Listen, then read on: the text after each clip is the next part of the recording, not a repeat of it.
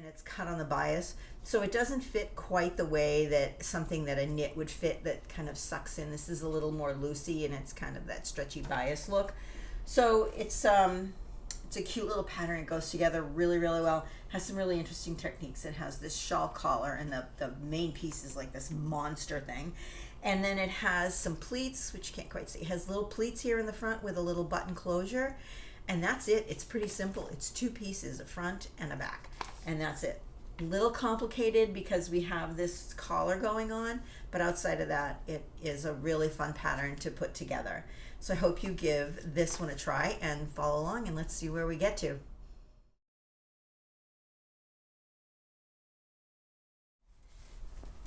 All right, this piece one is just a monster piece, and it is, you know, made for a knit, and this one is wool. I cut it out of wool. However, the piece is cut on the bias. If you follow the grain line on the pattern tissue piece, it has you cut this piece, which goes something like this on your body, on the bias.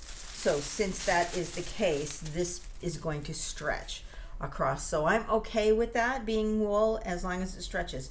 The other issue I had is that because this was a remnant left over from another project, I didn't have two monster pieces, which this piece number one is just enormous, to fit. So I'm going to have to sew a seam in the bottom half of my right front piece. And I lined up my stripes horizontally and vertically, so hopefully you won't even see the seam in there. I'm going to sew that in, and then the next thing I'm going to do is pass on the interfacing along the back of the neck. I want something really soft and casual, so I'm not going to do this. So I'm going to move right to step 2. So they want you to reinforce this angle right here, which is actually going to be part of the collar, I believe, and you're going to clip into that. So reinforcing it will make a lot of sense. A 3/8 inch seam from the neck edge of the front extension, which would be this part, all the way down and around here. All right, so we're going to do that. So shoulder neck edge, and then the neck edge. So this must go around the back. Oh, it goes like this. Sure, of course it does, right? This is a center back seam. And then, yes, we're going to do that because we're probably going to have to clip this. And then it talks about putting a piece of interfacing on this side where the buttonhole is going to go. So we're going to do that because you want to make sure that, especially on a knit or something like soft like this wool, that you have a piece of interfacing behind that. So I'm just going to cut a little scrap of my tricot interfacing, which stretches, so it'll work fine for this this knit, and I will put that down in the link below. You can find that in my shop, and it's great because it's a stretchy interfacing, which you can't always find, right? So this interfacing, it's super lightweight and it stretches, so when the fabric moves, the interfacing moves with it. And you want that because if you had a regular traditional interfacing and the fabric stretched, the interfacing would pop because it isn't going to stretch with the fabric, so it's just going to pop off. So we don't want that. So we're going to put the interfacing on, and then the next thing will be to do this little pleat here, which is pretty simple. We have this little pleat, and we're just going to draw the lines together. So I'll show you how to do that after I get the buttonhole on and get my top stitching done. All right, here we go. We sewed these stay stitching here on this really weird angle, which is this part. And here, I'm going to fold this down. You know, here's the thing. I cut the pattern, but I didn't want to cut all of this off because I didn't know if I would use another size at some point along the line. So I just kind of folded that as I cut it.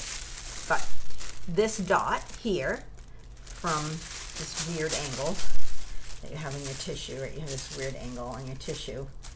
That's the neckline, the shoulder seam.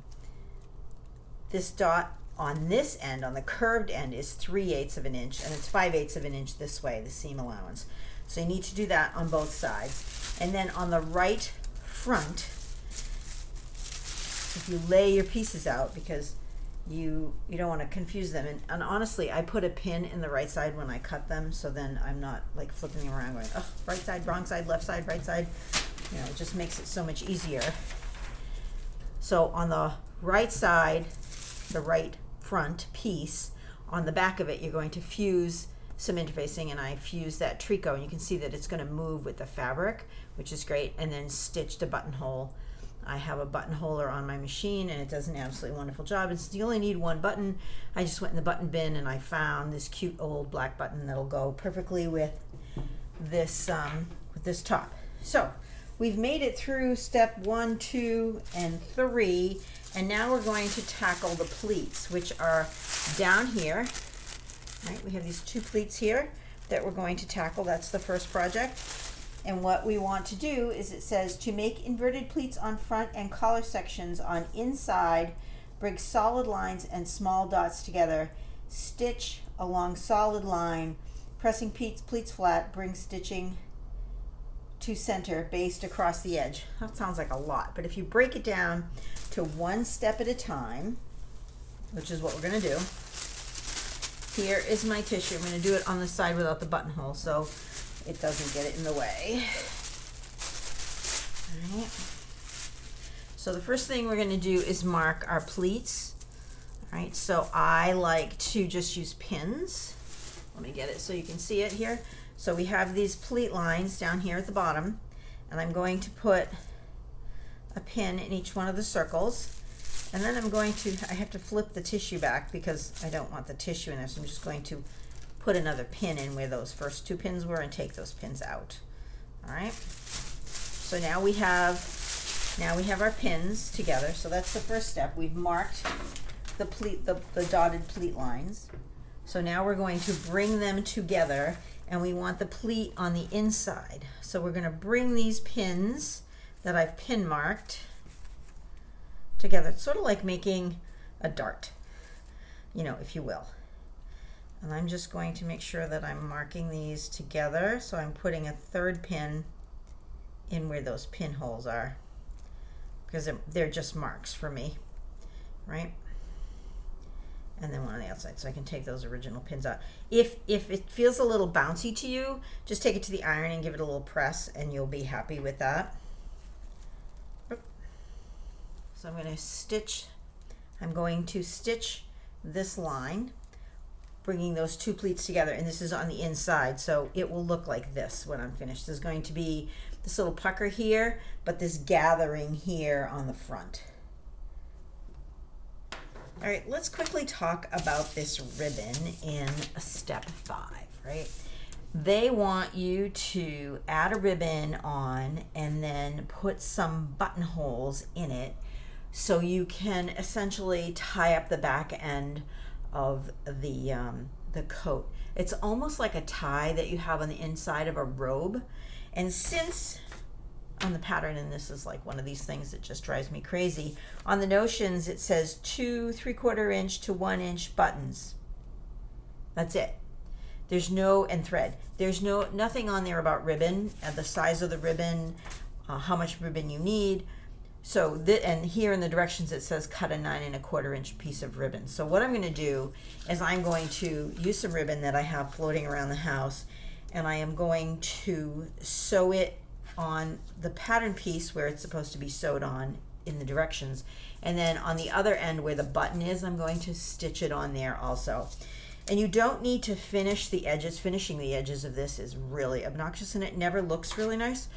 All you need is a lighter, and you just light the edge really quick, and that will keep it from raveling. And it gets a little tacky. You can kind of tack it off, and yeah, then your ribbon is perfect, and you don't have that bulky, weird edge, because you can never get them straight. No matter how hard you try, they're crooked, they're off center, because it's tiny and it's slippery, right? So I am going to use 2 ribbon ties on either side of the interior portion of my jacket, just like I would for a robe, instead of putting the interior button on. I'm still going to put the exterior button on. Also, if you didn't want to do a buttonhole, they weren't in your toolkit right at the moment, you could do a great big snap with a button sewed on the front so it looks like it's a button, or just a snap period. You don't even need to have the button on there. So, think about these pattern instructions like a recipe when you're cooking dinner. I mean, I like to cook, but I rarely follow the recipe. I'm sort of, right? You don't always have to color in between the lines, I guess is what I'm saying. So you can take the pattern pieces in the structure, but make it your own. And that's why we sew, isn't it? To make sure that what we make reflects our personality and our skill set. We want to do the best that we can. If you have an old machine and you can't do buttonholes that look decent, don't do them. Find another way around it. So yes, so I'm going to do ribbon for that instead of the interior button.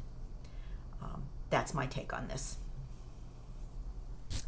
Well, that pleat was a little bit of a challenge, right? On this one, you can see I have stitched it along that stitch line, which is what they asked me to do. I did back tack it here, and then after you're finished with that, you're going to fold it flat, right? So it looks like this, and then tack it across the seam allowance because you want it to stay flat. And when you sew the side seams, you don't want to be futzing with it. This way it's all done. And so now it's pressed, and you can see I have this little cute little pleat, interesting pleat detail there. So the other one will be just above the buttonhole, which I've already sewn, right? So here's my buttonhole, and here's my pleat. So I have to go back and flatten this pleat out. But this pleat is right underneath the button, which I'm not sure. I think I would have designed it a little bit higher than that. But nonetheless, here we are. So we are going to sew the shoulder seams and the side seams. Here is my back piece, and one of the things that it shows here on the garment, but it does not tell you to do, at least I didn't remember seeing it anywhere in the instructions. I'm going to go back and look. Yeah, no, was to stay stitch. So you stay stitch because you don't want things to stretch out of shape. And here we have, we're working with wool. So we're going to, the very first thing I'm going to do before I start doing anything else is to just stay stitch this neck edge here. So that's the very first thing I'm going to do. I'm going to take that to the machine and do that right now. And then we're going to sew the front to the back.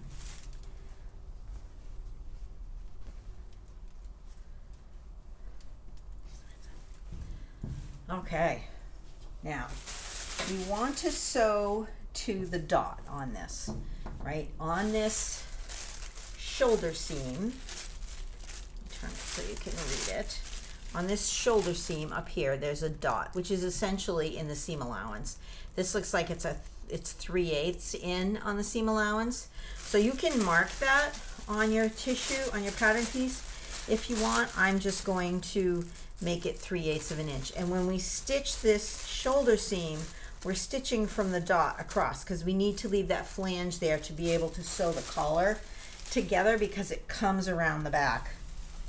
So here is my back, and these pieces, like I said, are a little crazy. So I'm going to lay them out in front of me. I always lay them out in front of me anyway, just to make sure I'm sewing things correctly, because it's very easy to mix things up, right? You don't want to get the left side on the right side and the right side on the wrong side and blah, blah, blah, right?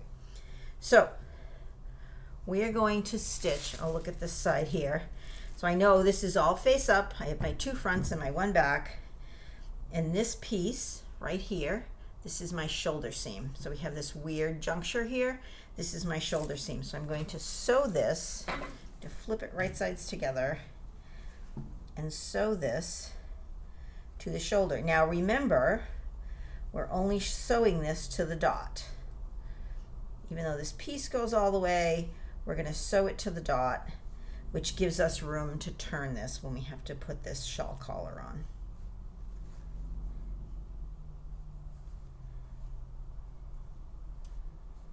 And then I'm going to pin my other piece. I'm going to do the exact same thing. I'm going to flip it over. Make sure the shoulder seams line up at the arm.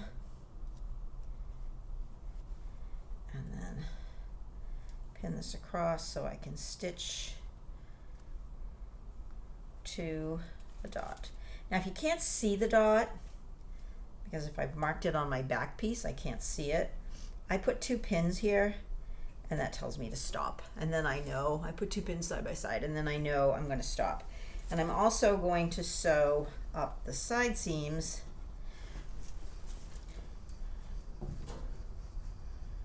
and this is a really good way to make sure that you have it all put together correctly. I am just pinning everything. So I pin the top edge and then the bottom edge, and then everything else, if we cut it correctly, will fall into place the way it's supposed to and look pretty. And I'm gonna, because it's easier to do this while I'm at the table instead of at my machine, I'm going to try to find the other front and pin that down. There we go. Same thing. Pin one edge, pin the other edge.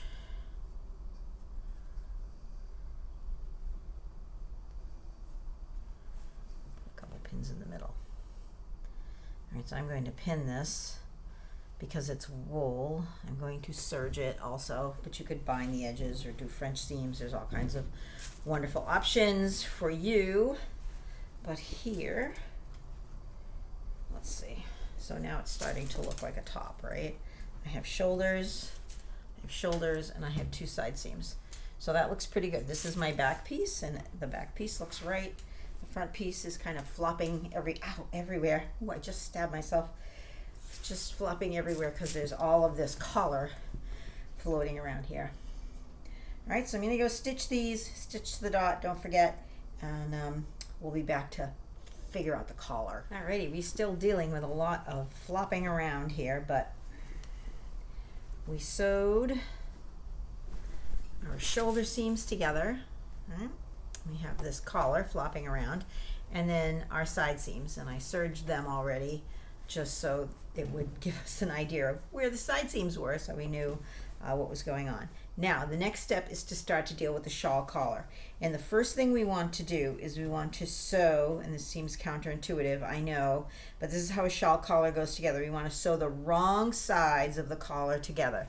So if I open this jacket up, this is my back, my front, and this is all the right side looking up at me, right? Because we want to make sure we do this right. So here is my back neck edge.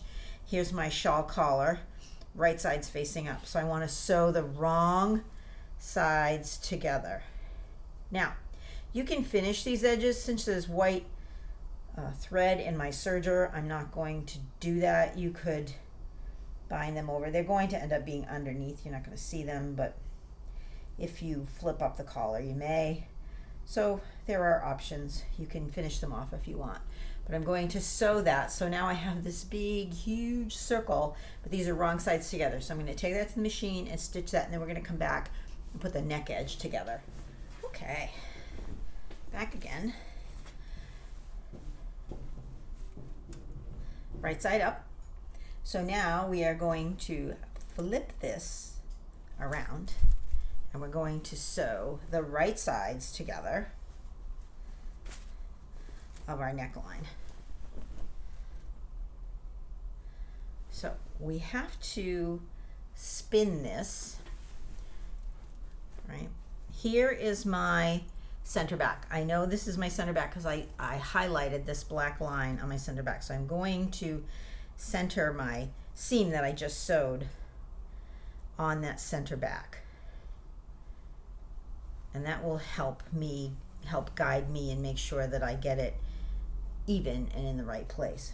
So we're going to pin this all the way around, and we get to that crazy juncture there where we spin, where we only sewed, like we left a seam allowance. We're going to spin that around.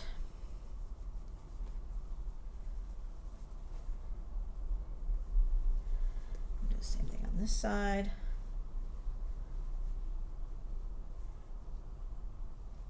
Pin it.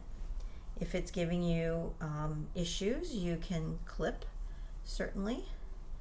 I wouldn't clip too much, but if you have a curve, if you have an issue with the curve, you definitely can clip it. But when you get to the corner, you get to that juncture, you have a little square there. But essentially you're just sewing this little bit, just this collar portion, right? Just this little bit. So you're going to start at the dot that you finished the shoulder seam at and go to the other one.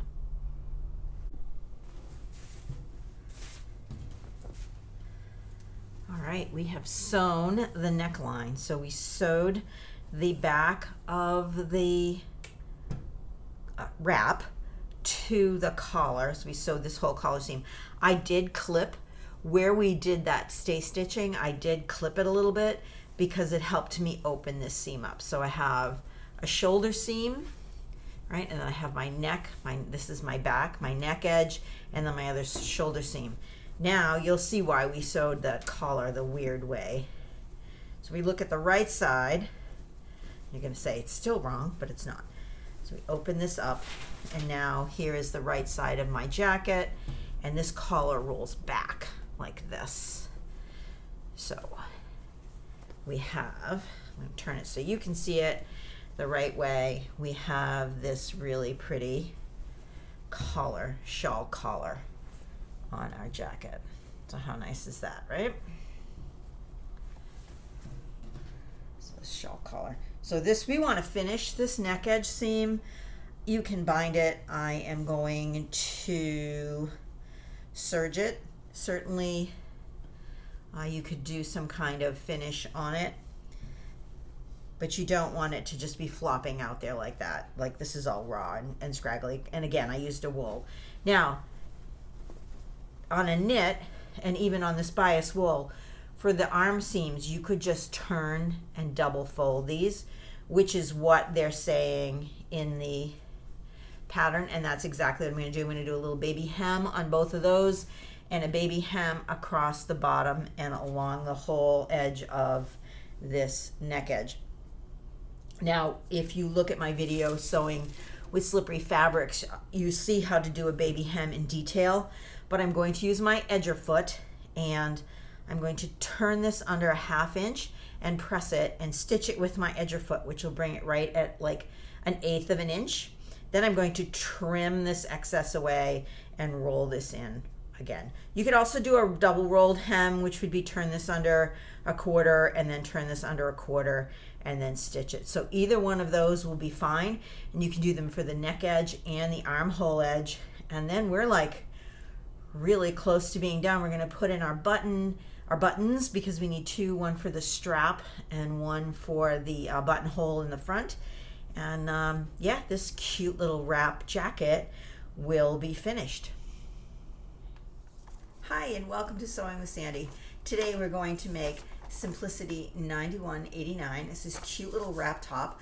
I made the version without sleeves. It's more like a vest, and it has this great big collar, shawl collar. So it's a lot of fun. Now, I made mine out of a scrap that I had hanging around that I used for a cape that I had made for someone as a gift years ago. And so this piece was lying around. I wanted to try out the pattern. All right, I hope you enjoyed this video of Simplicity 9189, this cute little wrap jacket. A couple of things that I found out in the process of making it. Certainly, I made it as a woven, and you can see it's a little too big when you see it on. It's a little wavy, and that's because it's a woven and not a knit. A knit would have more of a structured, kind of a fitted feel. So that was my first mistake. And my second mistake was, and I think that I want you to pay attention to this as we go through, I went around the bottom and did a baby hem around the bottom, and then I kept going and did a baby hem all the way around the collar, and I should have done it the other way. I actually put it on the wrong side. It looks fine. It looks like a little detail, and I'm certainly very happy with it. But yeah, I would probably next time, or certainly I can cut this off and roll it around the other way. The thing is, I'm not going to keep this because it just doesn't look very good on me. I'm going to, I finished it and it's ready to go, and I'm going to put it in the donation bag to go out the next time they come for a pickup, because it will look great on someone. It's just not right for me. But I think that it's a really good pattern and it goes together really well. So I think you'll enjoy it if you make it with a knit. My suggestion would be to start with an inexpensive knit. I wouldn't start with something that's really expensive, but try an inexpensive knit, make sure you like the fit, and then move on. But outside of that, it's not a bad little wrap for winter. I think it's pretty cute. I really do love this collar, and I think I'll use this technique on something else, but maybe next time I'll do it with a knit. You know, probably I should follow the pattern, and then I won't have as many mistakes or as many not so garments that aren't wearable. But you know, that's what experiments are all about. Experimenting, this is what experimenting is all about. Trying new things and taking things in a different way. That's what makes us artists, and as sewists, we are definitely artists. So I hope you enjoyed this video with Simplicity 9189. My name is Sandy, and I would love if you subscribe to our channel and give us a thumbs up. Any of the information that you're looking for that's in this video will be available through the link in the box down below. So until next time, happy sewing. Bye.